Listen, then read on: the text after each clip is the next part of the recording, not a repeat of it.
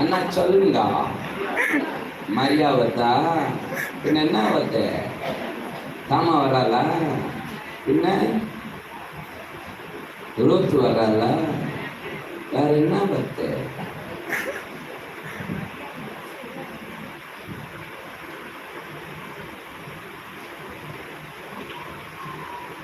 என் முகத்துல இது வராது, அங்க பாருங்க. தாமார் வரா, ரூத்து வரா, ராகாப் வரா, வேற